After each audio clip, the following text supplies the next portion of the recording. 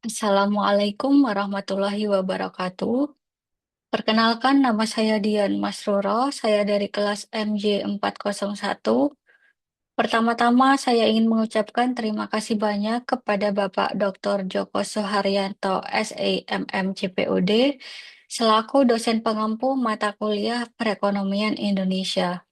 Pada kesempatan kali ini, saya akan mempresentasikan hasil analisis dari strategi keluar dari middle income trap, perspektif kebijakan fiskal moneter, dan utang luar negeri bagi perekonomian Indonesia.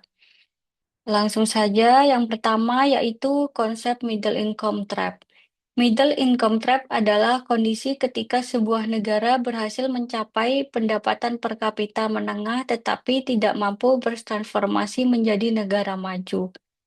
Indonesia saat ini berada pada fase kritis ini, di mana keunggulan upah murah mulai hilang, namun keunggulan inovasi teknologi belum terbentuk.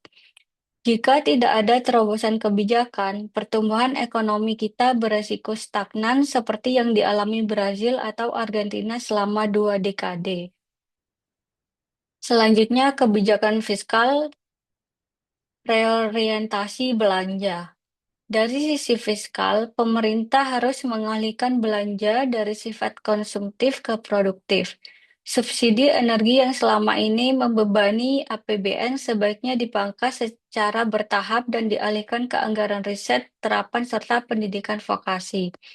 Saat ini anggaran riset Indonesia hanya sekitar 0,2% dari PDB, jauh tertinggal dibanding Korea Selatan yang mencapai lebih dari 4%. Selanjutnya, kebijakan fiskal reformasi perpajakan. Selain itu, pemerintah perlu melakukan reformasi perpajakan untuk meningkatkan rasio pajak terhadap PDB yang masih di bawah 11%. Penerapan carbon tax dan digital service tax harus segera diimplementasikan, bukan hanya untuk menambah pendapatan negara, tetapi juga mendorong investasi hijau. Hasil dari peningkatan penerimaan pajak ini harus dialokasikan secara transparan untuk membangun infrastruktur publik yang berdampak langsung pada dana saing ekonomi. Kemudian kebijakan moneter, stabilitas nilai tukar. Dari aspek moneter, Bank Indonesia harus menjaga stabilitas nilai tukar rupiah tanpa menghambat kredit produktif. Suku bunga tidak boleh naik terlalu tajam karena akan membebani sektor manufaktur dan UMKM. Namun juga tidak boleh terlalu rendah karena bisa memicu inflasi. Pendekatan manajen float adalah dengan intervensi terbatas merupakan jalan tengah yang paling rasional dalam kondisi saat ini. Kemudian kebijakan moneter pembiayaan jangka panjang.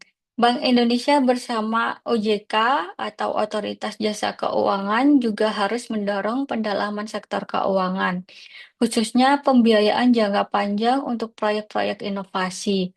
Instrumen seperti Green Sukuk dan Project Bond perlu dikembangkan lebih masif. Hal ini penting karena negara-negara yang berhasil keluar dari middle income trap umumnya memiliki sistem keuangan yang mampu membiayai proyek beresiko tinggi berorientasi teknologi. Selanjutnya, kebijakan utang luar negeri, prinsip produktivitas.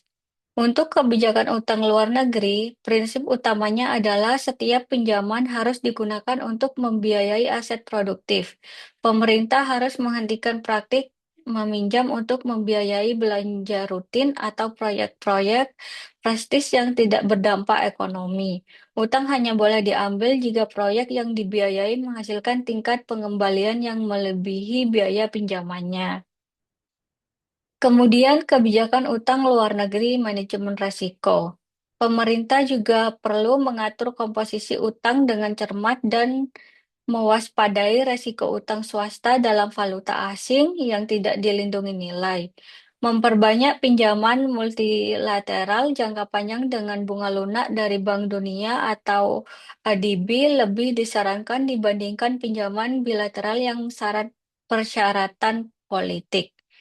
Rasio utang terhadap PDB yang saat ini adalah 30% masih aman, tetapi tren peningkatannya harus dikendalikan.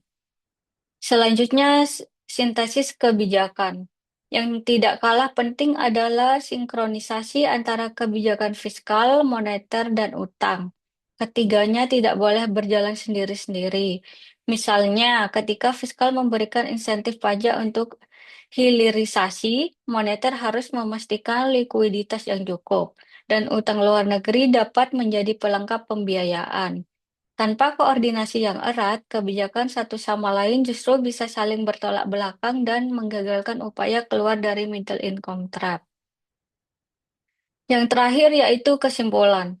Indonesia harus melakukan tiga lompatan besar. Yang pertama, mereformasi fiskal melalui peningkatan belanja riset dan reformasi pajak. Kedua, memperkuat kebijakan moneter untuk stabilitas dan pembiayaan jangka panjang. Ketiga, mengelola utang luar negeri secara produktif dan hati-hati.